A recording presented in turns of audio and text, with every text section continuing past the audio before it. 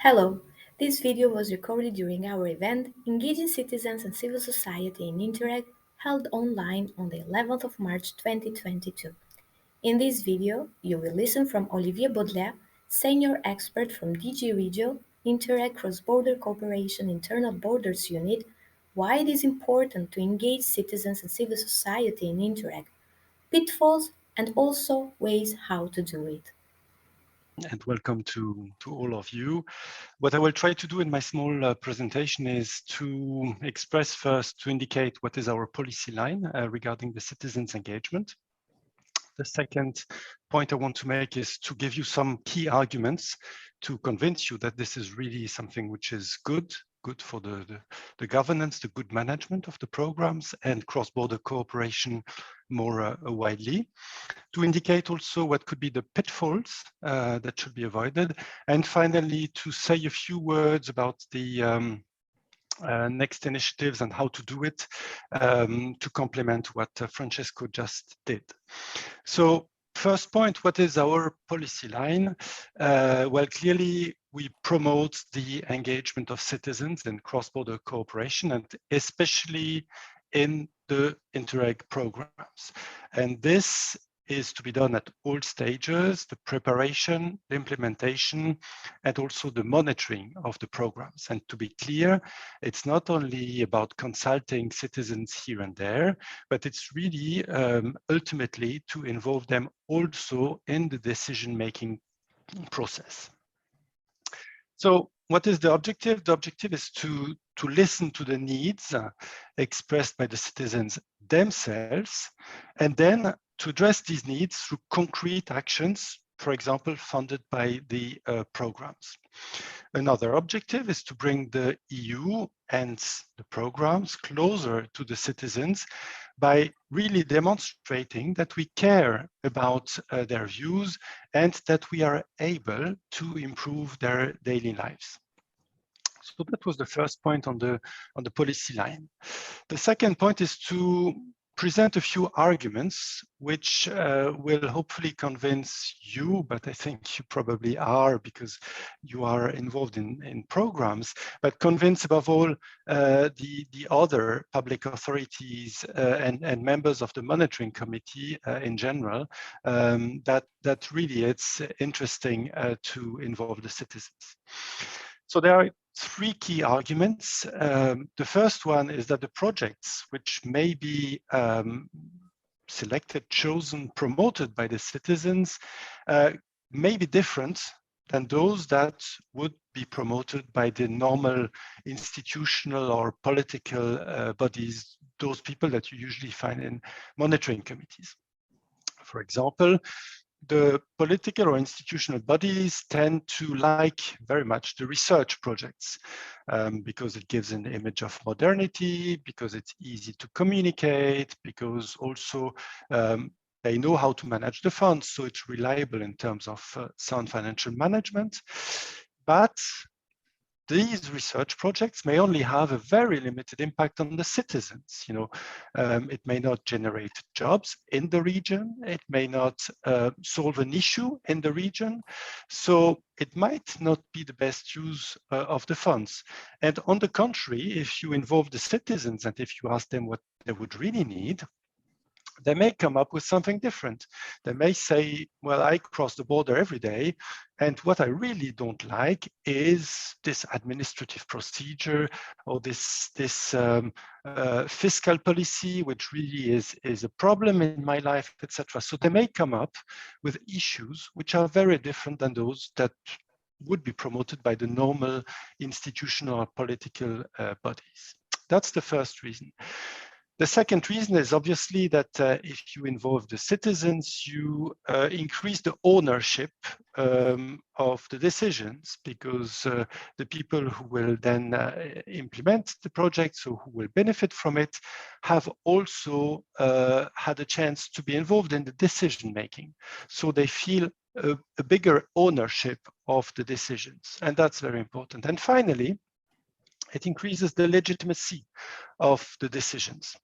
Of course, you may say that those who are in monitoring committees, the political bodies, for example, have a legitimacy, and it's true, they have been elected, so they have a legitimacy. But they have been elected on general principles, not on the detailed projects that are being discussed in programs.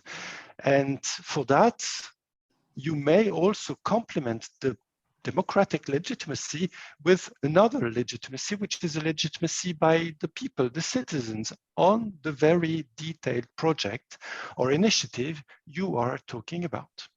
So these are the three key arguments for which citizens' engagement is really a good thing for the projects, for the activities, for cross-border cooperation, but also a good thing for the programs.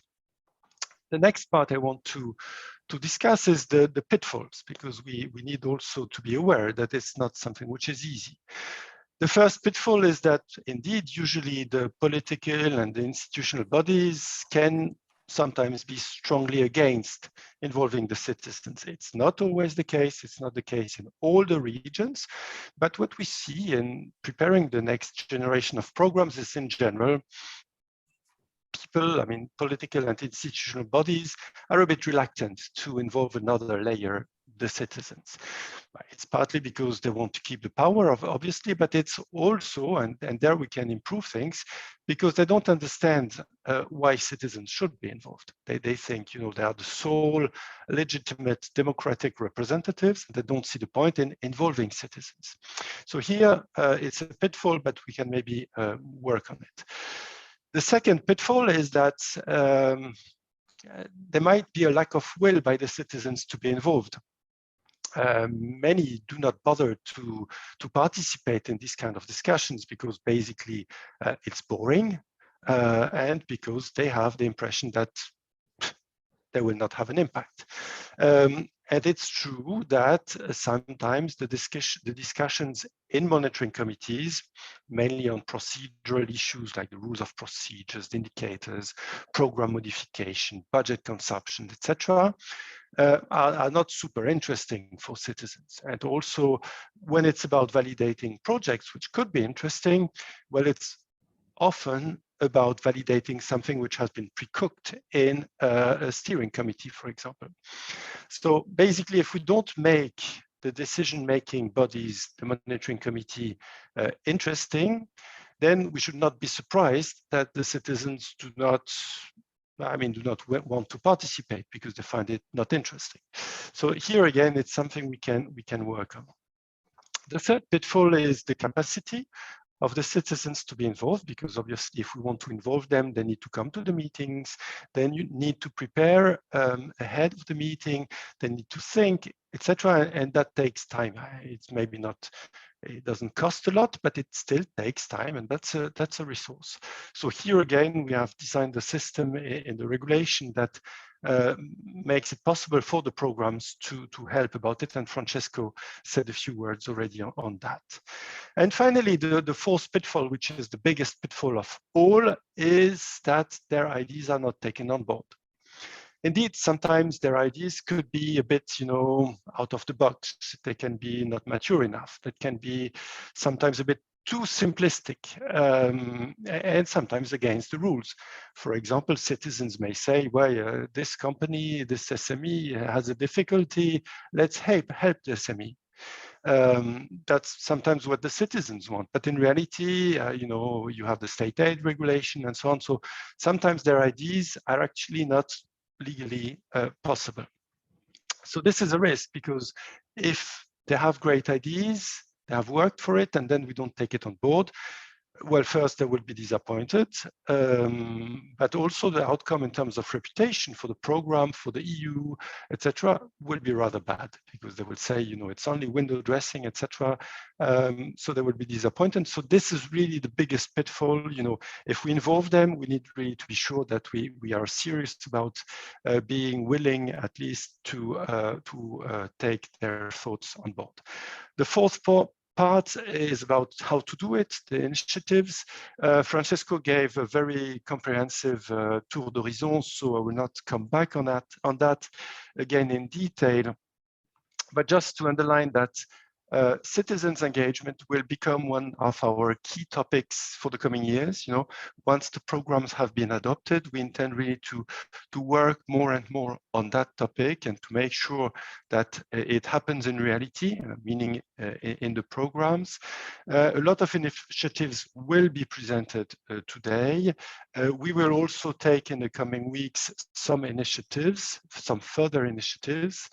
And just to complement what Francesco said, in the Interreg programs, it's not only the technical assistance, but it's probably above all also the Interreg specific objective about the governance, which can and which should be used to involve the citizens, because it's about an improved governance, because it's about involving citizens, making people-to-people connections. It's about small projects. So all that can be funded by ISO 1.